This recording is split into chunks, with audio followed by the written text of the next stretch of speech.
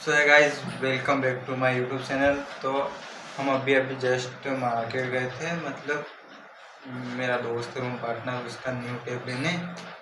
तो हम पहले वीडियो बनाना मतलब वीडियो बना लेते पर कुछ बनाए नहीं, पर अब बना रहा मतलब लेके आए। तो ये टेप लाए नया, ये 32,000 का, मतलब देखो रेडमी पेड 2 का है ये।